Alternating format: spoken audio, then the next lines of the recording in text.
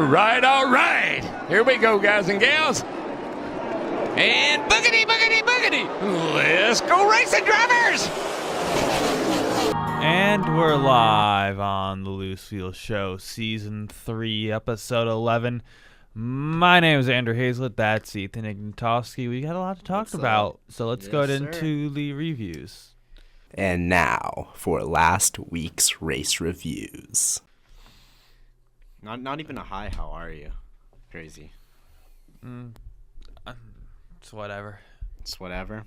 Truly is. It truly is, Andrew. You want me to go first, or do you want yourself to go first? Would you like to go first? Well, you're first in the itinerary, so. All right. So, Formula One season opened up in Australia, Andrew. Didn't really. We watched the entire race. I watched the entire race. But at first, what I didn't watch was the formation lap, because we were at ASU hockey. We were leaving ASU hockey, and I turned on the race after some shenanigans had already gone down, after the formation lap was completed. Normally, nothing happens on the formation lap. You go around, and you go back to the grid, and then you start the race. However, in Australia, it was raining, Andrew. Yeah. It was raining. Track was wet.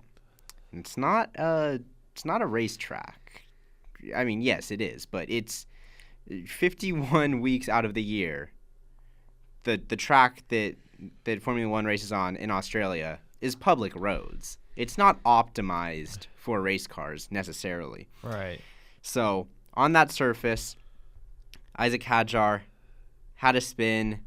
He hit one of the white lines, zero grip, and he, as he would say, he broke the car. As Isaac Hadjar would say, he broke the car.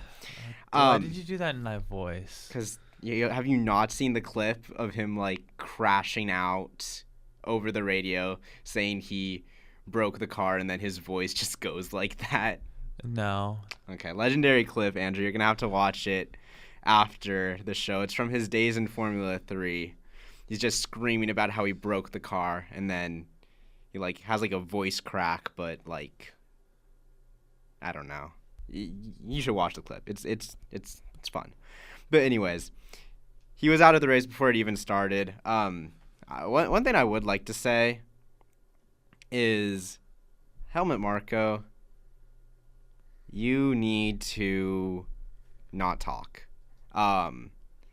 Like he obviously, Hadjar was like very upset after the crash.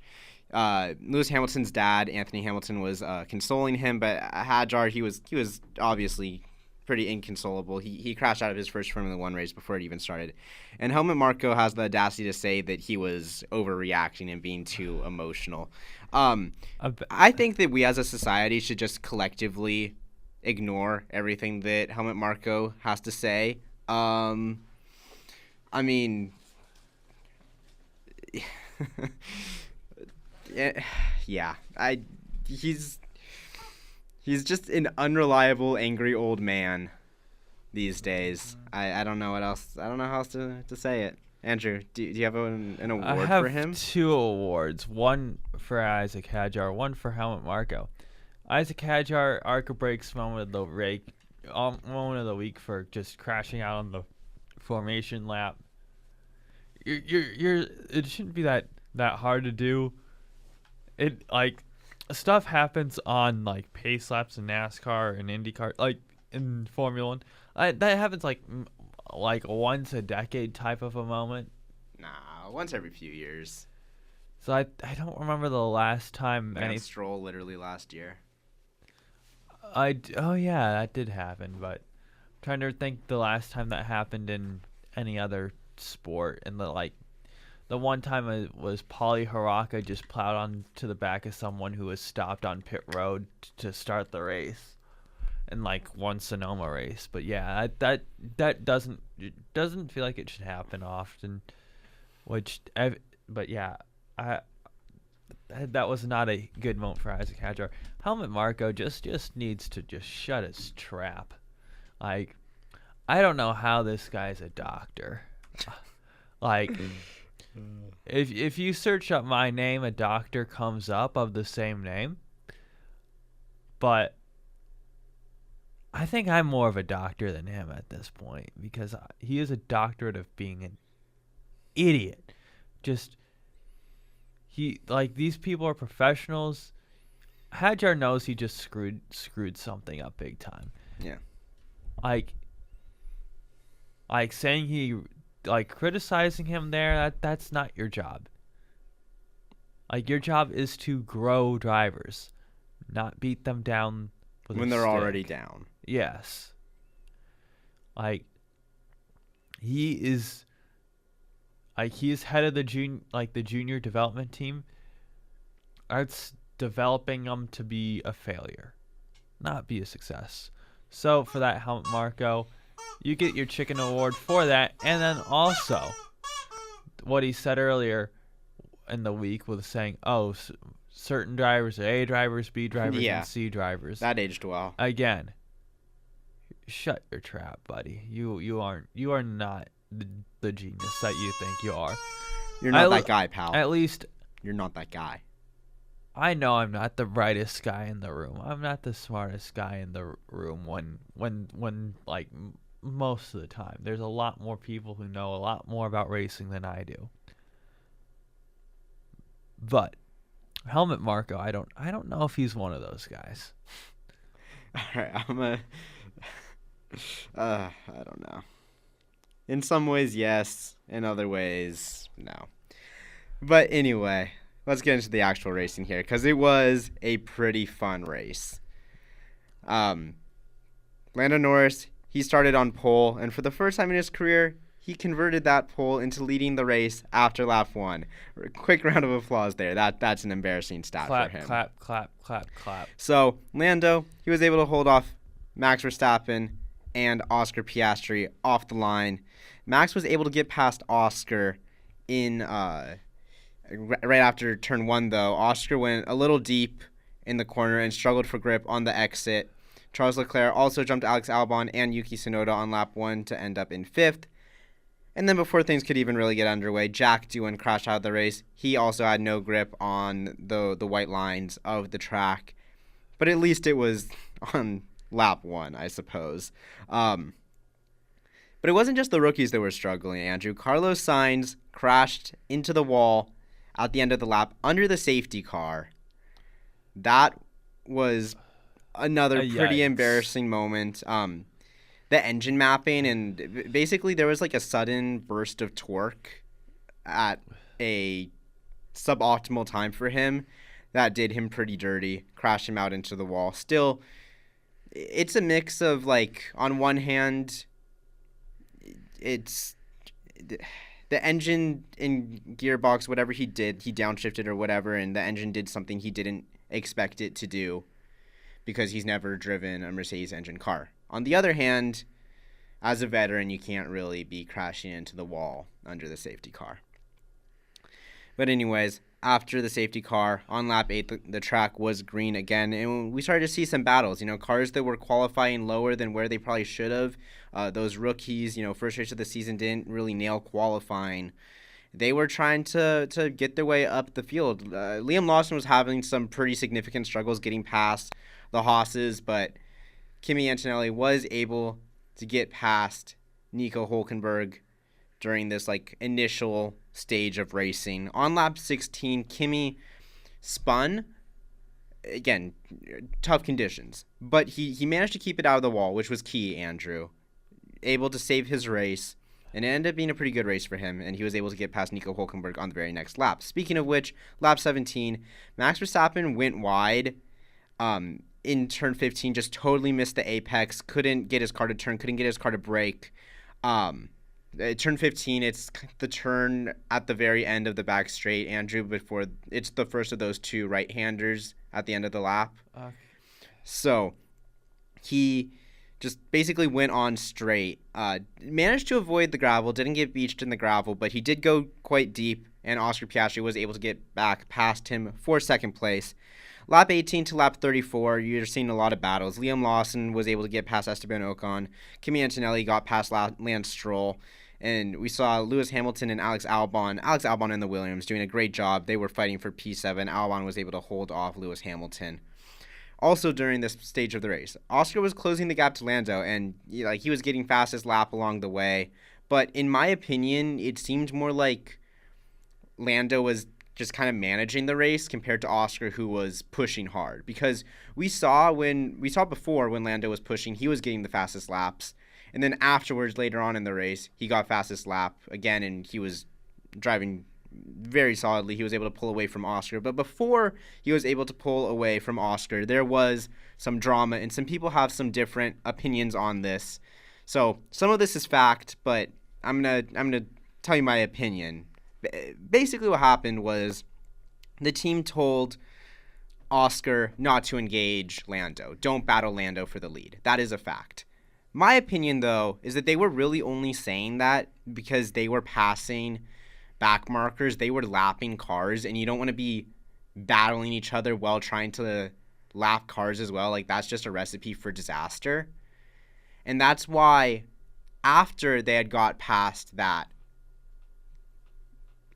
section of the race, however you want to describe it, after they got past those back markers, the team said, okay, you guys can fight again. In my opinion, it's only because of that. Because you want to minimize the disaster. Obviously, look, they just signed Oscar to a huge contract. Lando is obviously there on a big contract. You have two really solid drivers. You don't want to be making Oscar mad in his very first race under this new contract by and just making him the second driver. I think the reason they did this is really just because they were passing back markers. Some people disagree. Whatever. That can be people's opinions. What is also factual, though, is that by the time that radio message was given, Lando was already soaring ahead. And Oscar wasn't exactly helping himself out after that radio message was given. He was making a couple mistakes. He touched the gravel, and the gap went from half a second to 3.5 seconds in just a couple laps. And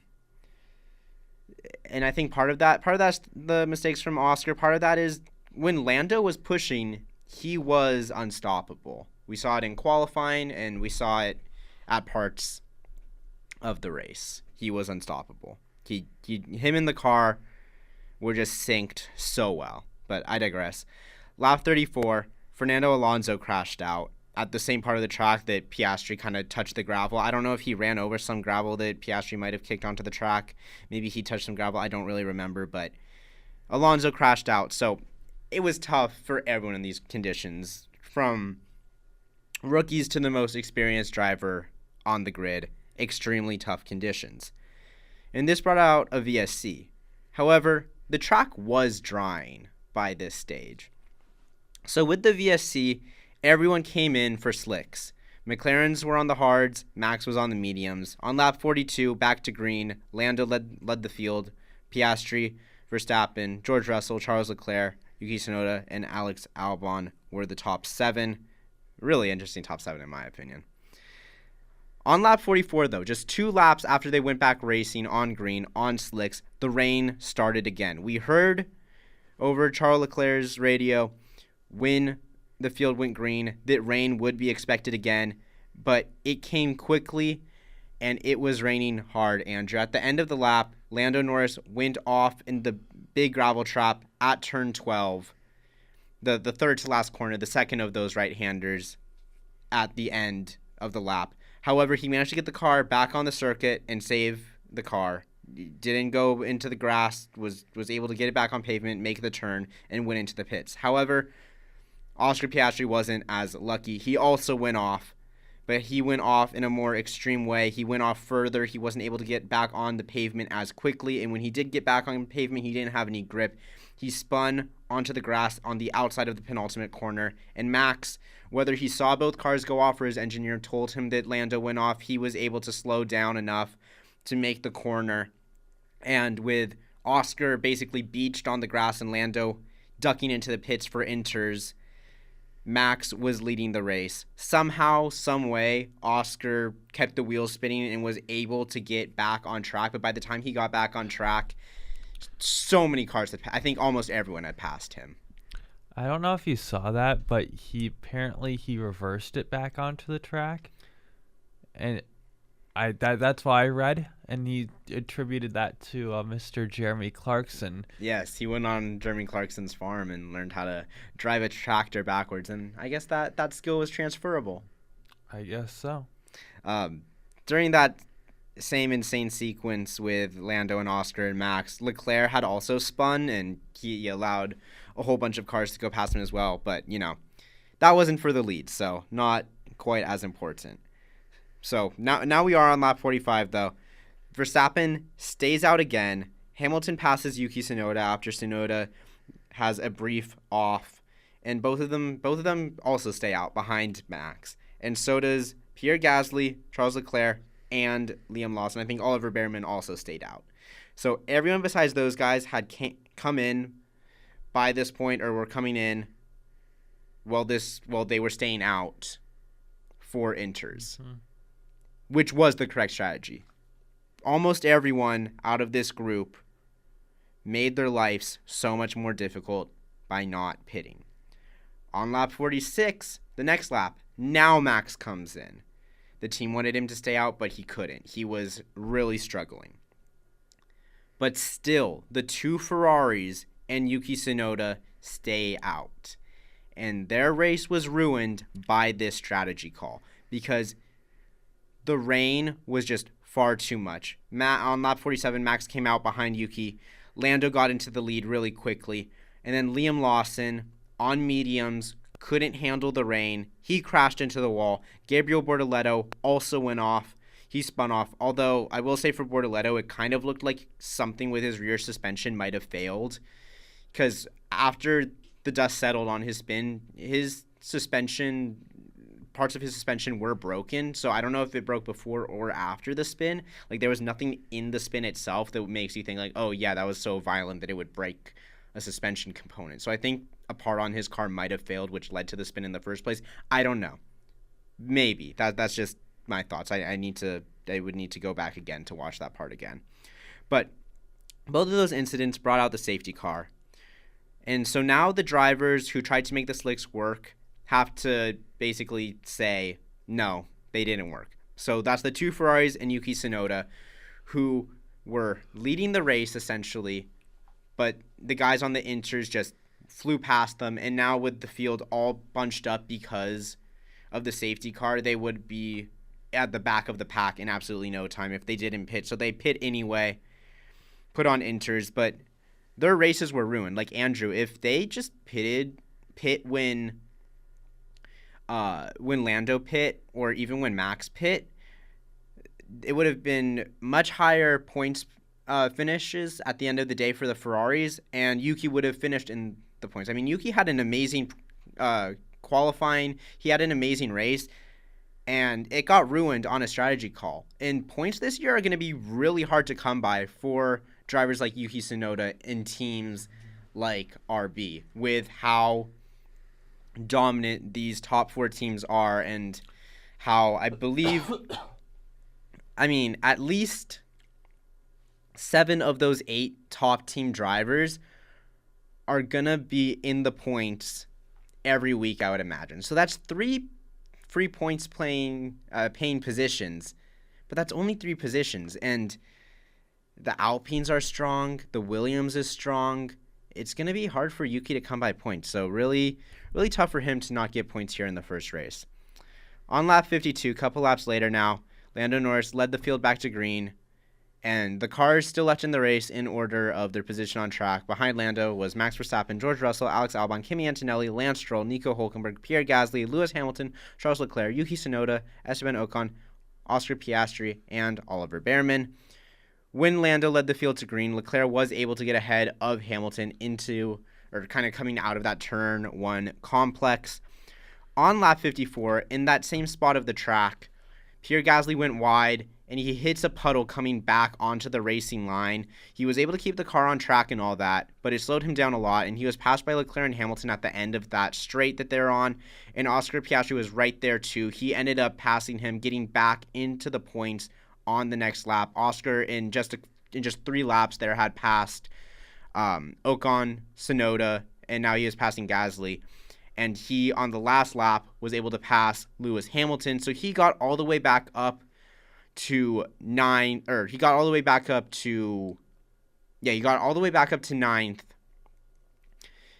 in just a few laps at the end of the race. Obviously not what he wanted. He was running second, would have been a huge points haul at his home race, but he was able to salvage something at least.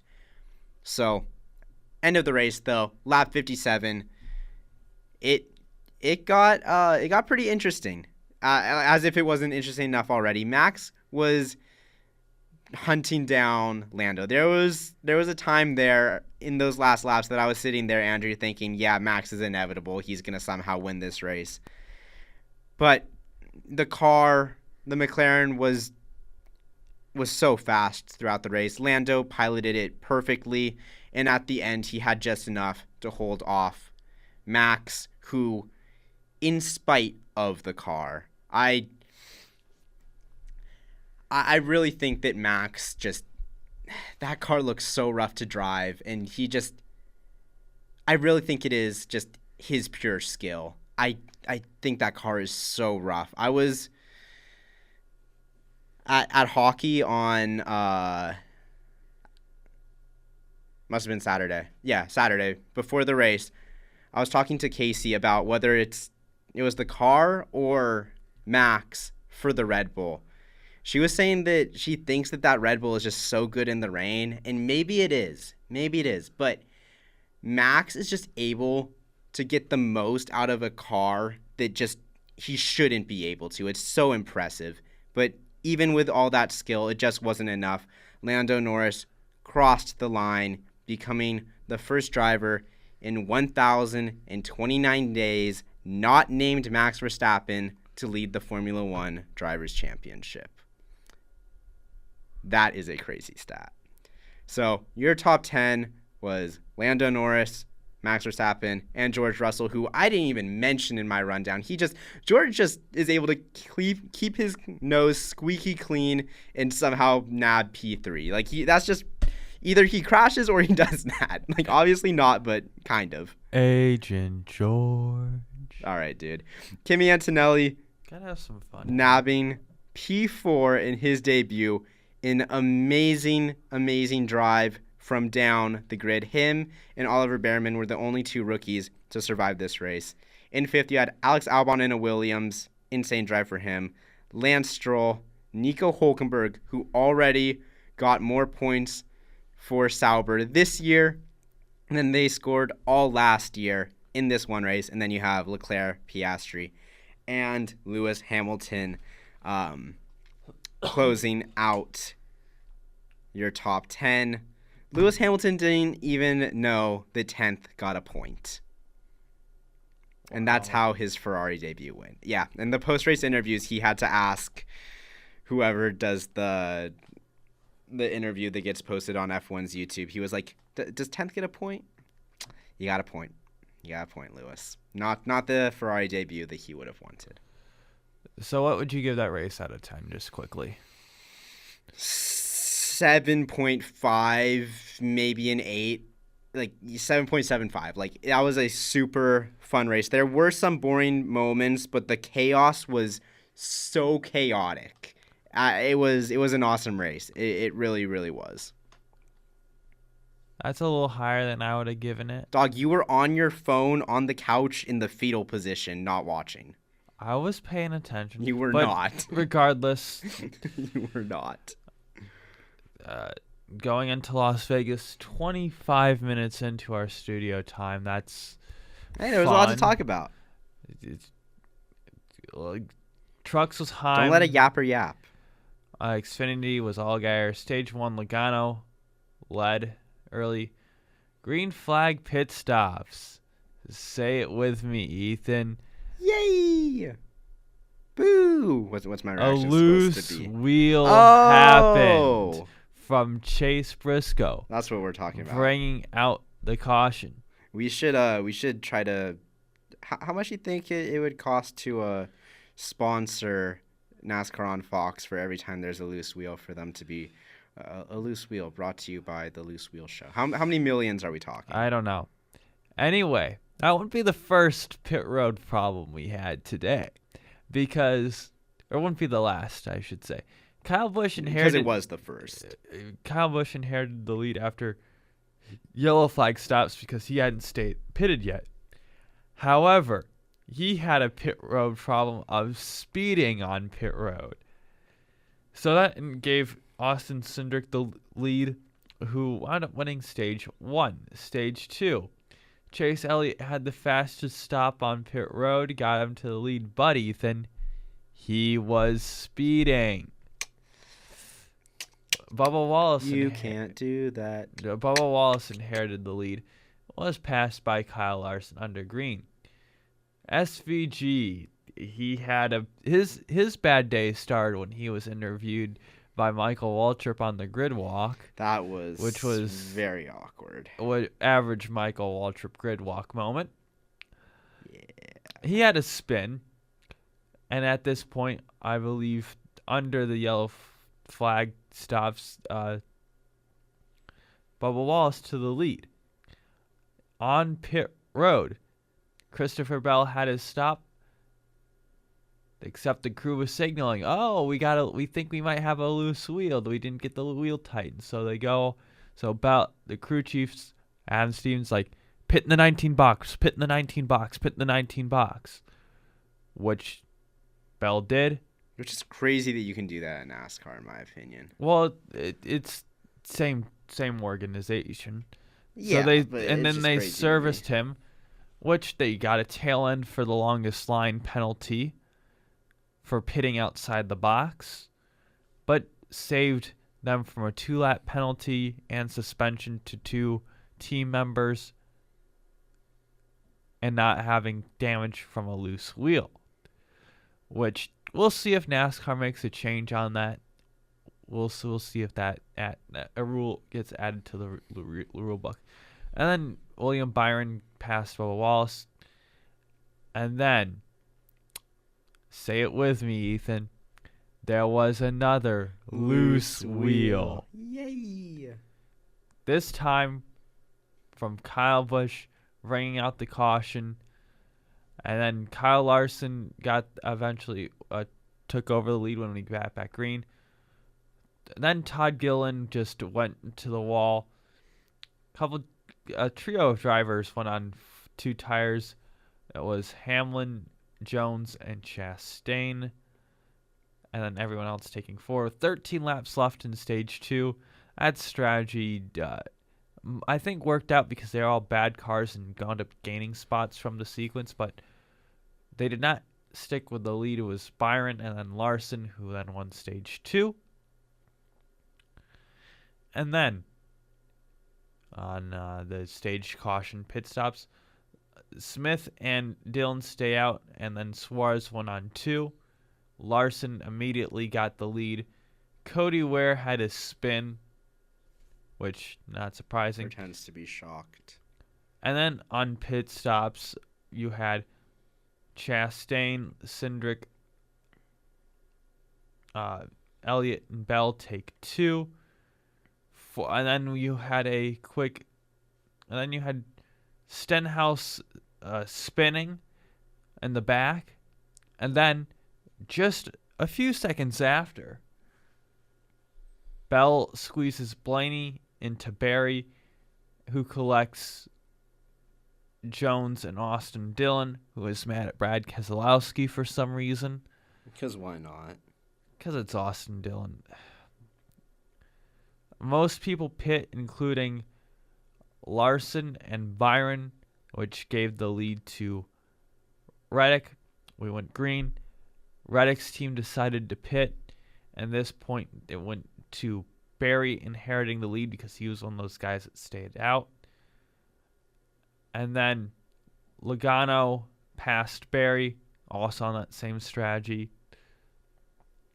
And then Gregson in the wall, the tire down, which on yellow flag pit stop, Suarez was able to get the lead. And then Logano, he had a terrible stop. Something went wrong there. And then Barry and Suarez battled for a bit. And then Barry was able to get the best of him and go on to win. I would give that race a 6.5 out of 10. Vegas is always one of those tracks that say, oh, wow, Vegas always produces some good racing there. I've never felt that way about Vegas. I feel like the average race there is a 6 out of 10. And this race was a 6.5 out of 10 for me. Like, when there's exciting parts, there was exciting parts. But there's a lot of times where it was, okay, this guy decides to lead for a while. And now for the news. So into the news. Casey Mears joins the Garage 66 car for Cup Series return at Martinsville. Now, that's cool. We like Casey Mears. I do believe he has won in NASCAR before. I think he has won one NASCAR race. That was when he drove for Hendrick, Coke 600. But the last time Casey has made a start in any NASCAR series was 2019. So Daytona 500. Daytona 500. So he hasn't done anything recently. So that Has he been doing any racing? I don't think he has been doing any racing recently. He's done a little bit of nothing that's on his Wikipedia page. Oh. So so a lot of people are saying, "Oh, they didn't approve Mike Wallace to run. Why are they not? Why are they approving Mears to run?" Like, It's a short track for one. And then a lot of people are saying they approved a leg to run. But not Wallace. So here's the thing. Catherine Lake has been doing high level of motorsports for the last ever since Wallace has been retired. So right, that's why. Like, at the end of the day, here's the thing. We wouldn't have this conversation if there wasn't practice. If there was more practice.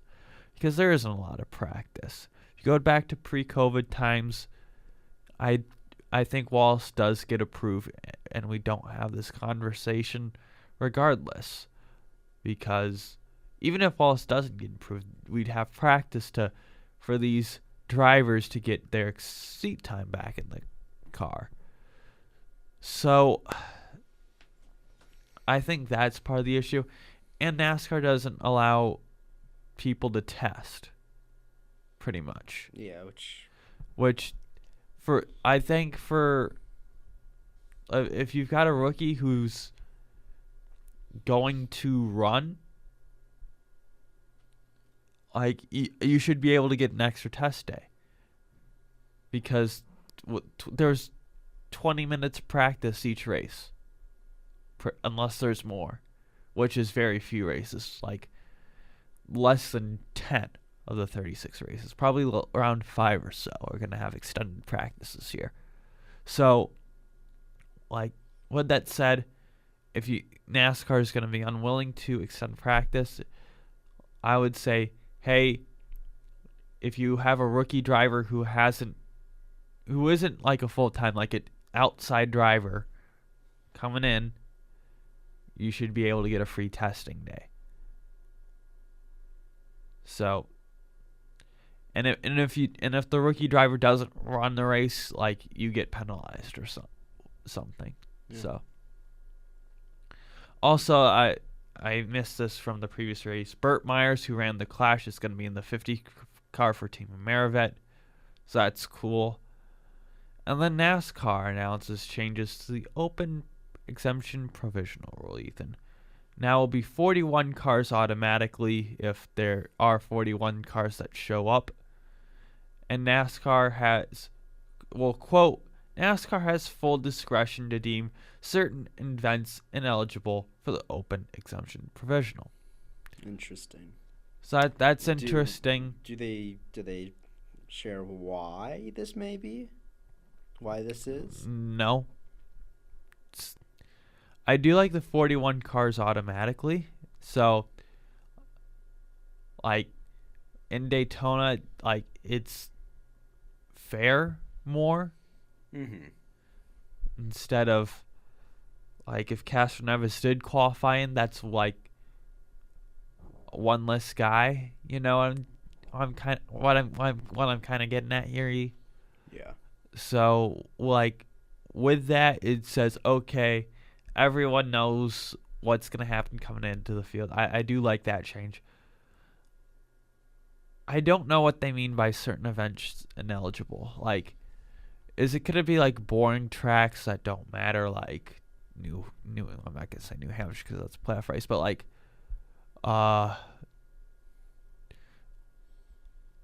would assume like a Pocono during the regular season, like a Pocono or whatever. I don't know. Like these irrelevant regular season races, are those not important, or are we gonna say okay playoff races, like at New Hampshire, for instance? Well, what about like a short track where it's already so crammed with the amount of cars I think that could be a possibility too. We don't know what this means. Yeah. Like, love the transparency here.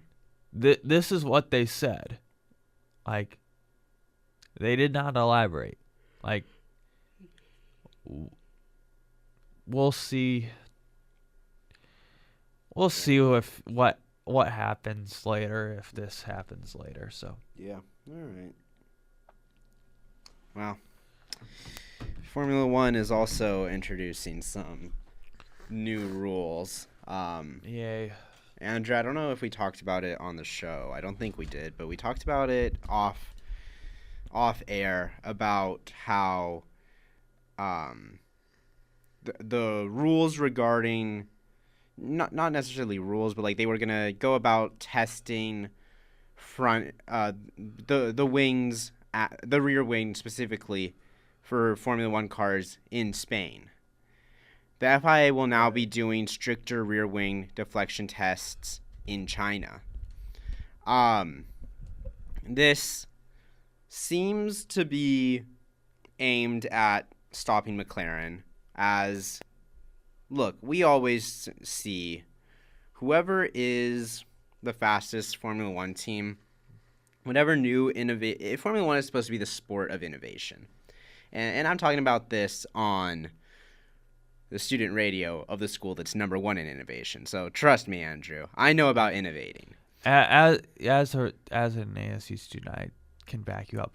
But I will say I do feel like here. Let me do this quickly. Okay. I feel like in motorsport, as like trying to make the fastest race cars, F1 is the leader in innovation. Yes. But for street car related technologies, I feel that's sports car racing. Sure. But F1 is, regardless of how you want to categorize the category of innovation, F1 likes to view itself is the leader. It likes to view itself as innovation. And these teams are always innovating, but it seems like whenever the fastest team innovates, the FIA steps in and says, "Oh no, you can't do that. You're supposed to, theoretically, right? You're supposed to push the boundaries of the rule book to go as fast as possible and create as much new things as you can."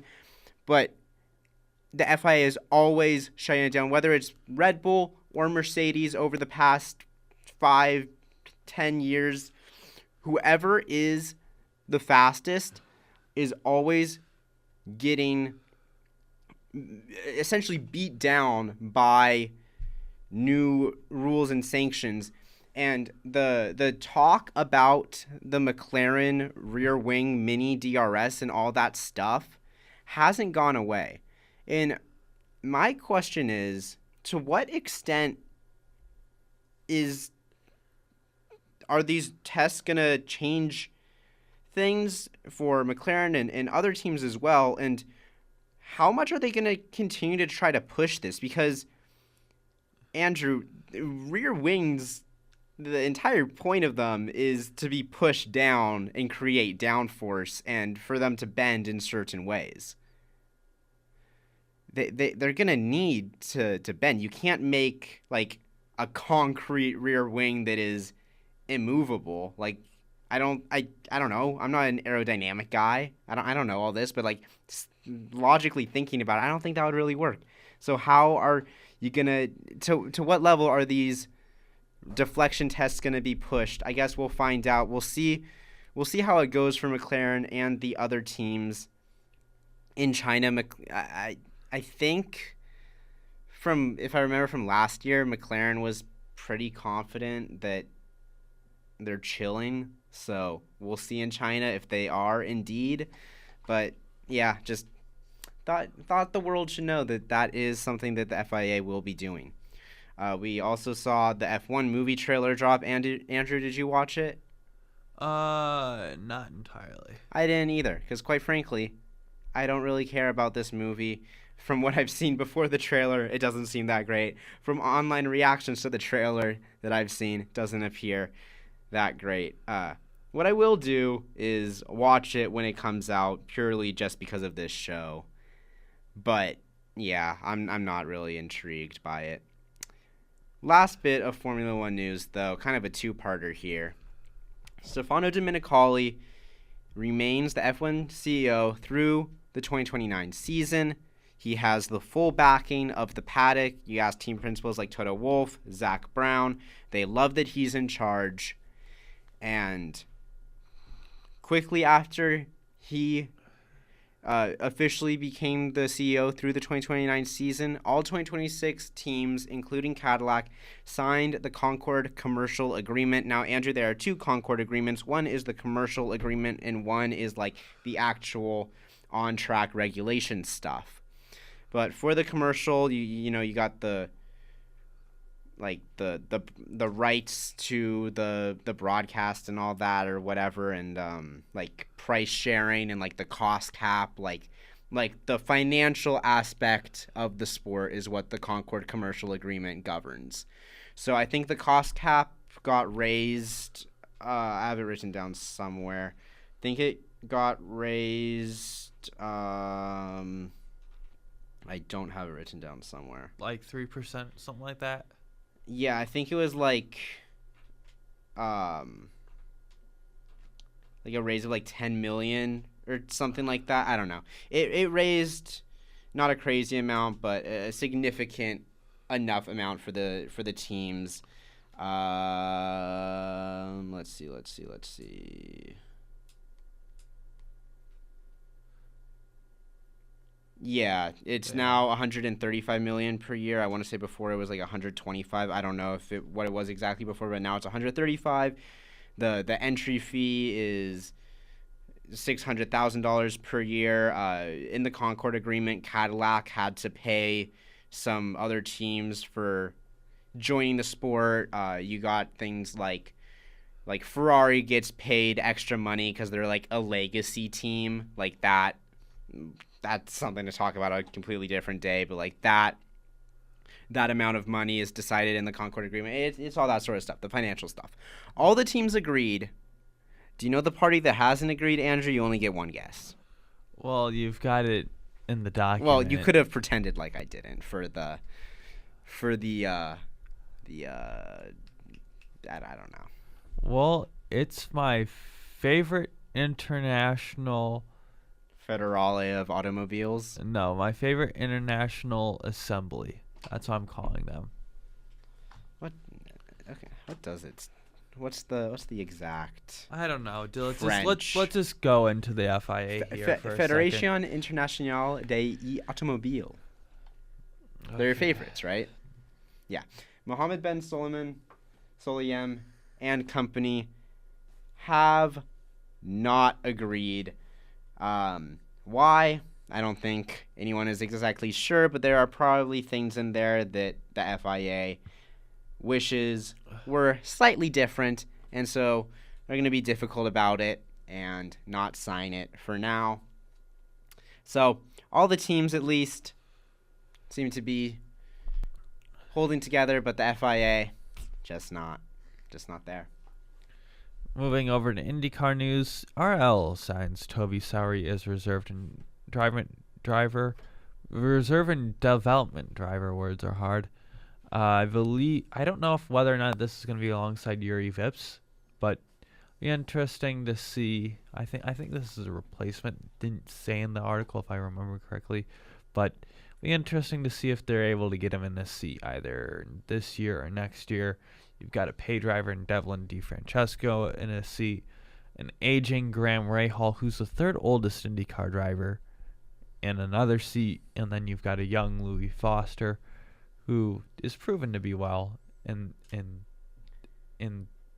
junior series. I would imagine it's alongside Yuri Vips, because if Vips was dropped, I think that would be news in and of itself.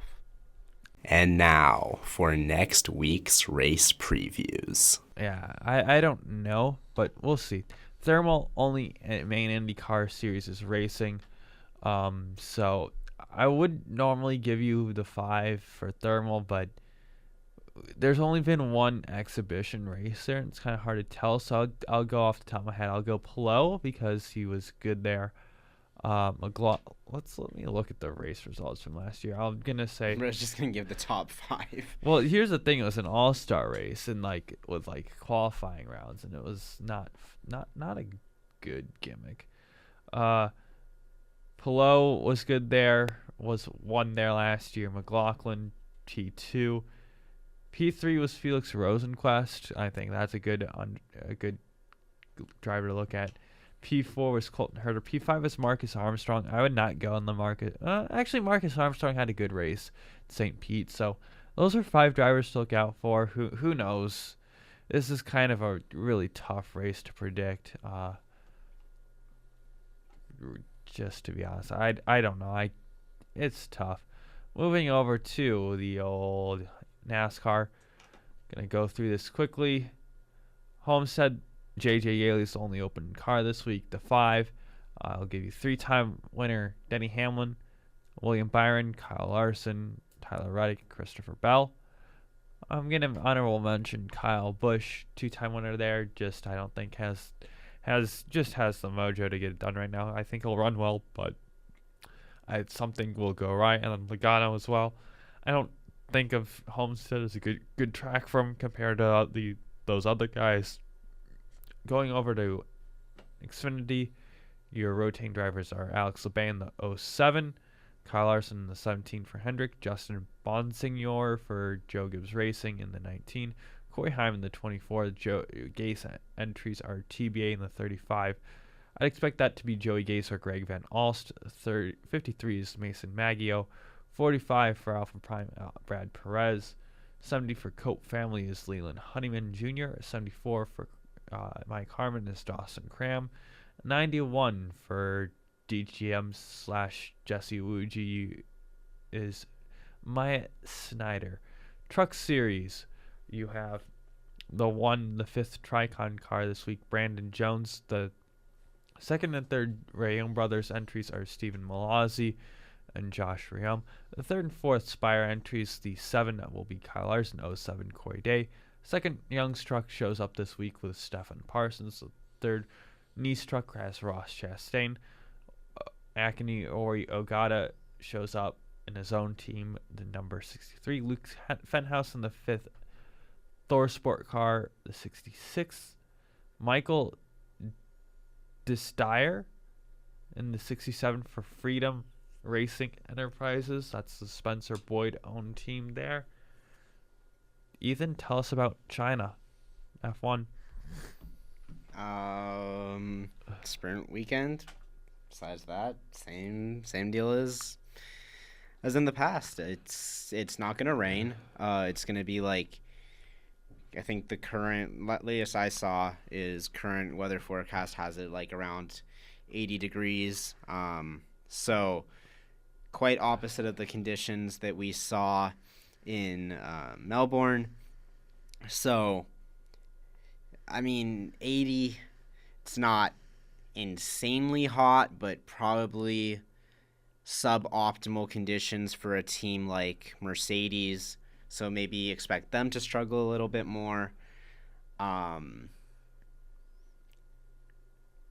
I don't know. I mean, Lando was very quick there last year, and that was even before the current rocket ship that he has, so might be a boring race from who's leading perspective, but I don't know. It's hard to say. There could always be something that changes that, but if I had to make an educated guess, I would expect it to not be the best race we see all season. I'll just say that. Going into pick points, we don't have guest picks this week, but Ethan, if you want to run through pick points. We don't have guest. And now for next week's race picks. Yeah. What? All right. Well, last week we did have guests, and Andrew and I picked, of course, as well. For F3, I took away 1 point from the sprint race. Nikola Tozlov finished ahead of Lawrence Van Hopen and Noel Leon. In the main race, my pick, Rafael Camara. He won the race ahead of Tim Tramnitz and Noah Leon. Our guest got 1 point for Pepe Marti, finishing ahead of Jack Crawford and Kush Mayani. And then the F2 feature race was canceled, so no points going around there. I have no idea how we're doing F1 scoring this year. I thought we did, and then I'm looking at the sheet, and it is not what I expected it to be. So apparently I took away 5 points for Lando Norris winning Australia, as did our guest. Andrew got 3 for Max Verstappen finishing second, so that's great for him. And then that's that. Piastri and Leclerc both missed the podium. Yeah, Piastri and Leclerc both missed the podium. I got 5 points for Corey Heim winning in Texas. Andrew, sometimes you don't got to overthink it. Sometimes you just got to say, hey, they're good. Yeah, you didn't overthink it. You said Corey Heim won in Texas. Las Vegas. Whatever, dude. Whatever. Austin Hill, he finished ahead of Brandon Jones, so that's a point for you and me. And then Kyle Larson finished ahead of Joey Logano, so a point for the guest and myself. So currently it's 48-23 being the guests to 21 Andrew. Andrew, what is you doing? Gotta lock in, dude. You have to lock in. I put zero thought in this week's picks. I'm about to go and just Here's the thing, Ethan. I'm building a dynasty out here. Whoever had the lead early in the year didn't win. So, just saying. I'm like Max Verstappen during his 1,000-day streak right now. This is me. Okay, whatever. And we're still in the early stages of that. Yay. Anyway, into the actual picks for this week. In the F1 sprint, I have Max, and then main race finishing first, I have Lando. I'm diversifying my portfolio. Just making sure. I know Max is better in the sprints than the main races technically when you look at it. So just kind of balancing, balancing. No, I don't know stocks.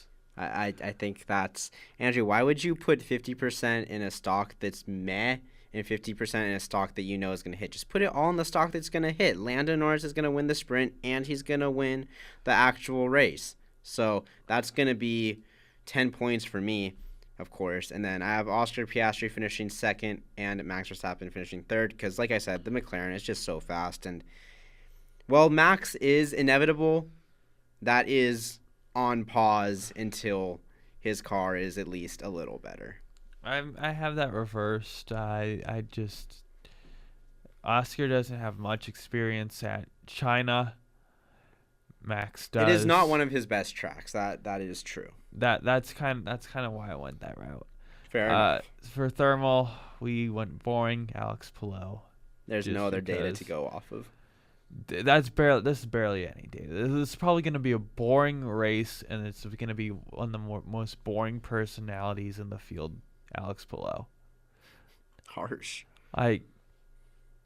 Guy's boring. Chase Elliott's a boring guy, so that's just how it is. Some people are boring personalities. You're a Chase Elliott fan, though, which is I don't really get how are there so many Chase Elliott fans when he has. That's an off-show discussion, but because we don't have that much. Well, I time understand here. because his dad was loved, but I don't know. Nothing against the guy, but I don't know. Just my 2 cents.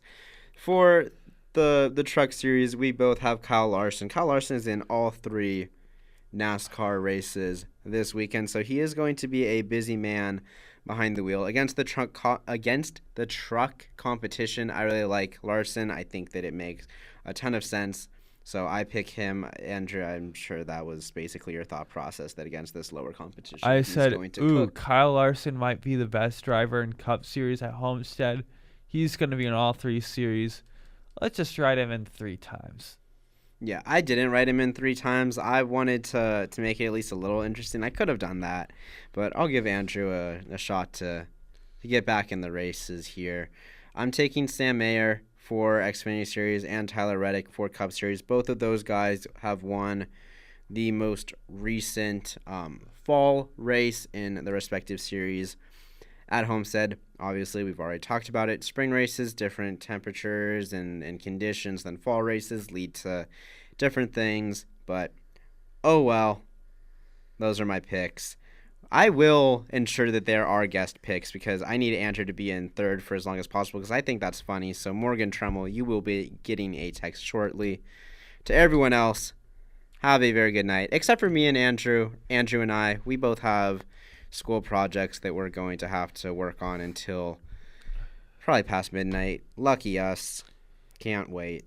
In Can't honor wait for that. of Michael Waltrip referencing Men at Work on the Grid Walk, that's what we're going to play. Have a good night, everyone. More Great Blaze programming coming right up. To me, it looked like he actually lost the wheel. The wheel for Ross Chastain is still and perfect. Wheel on the track. You leave the wheel loose. You picked the fine time to leave me loose, wheel.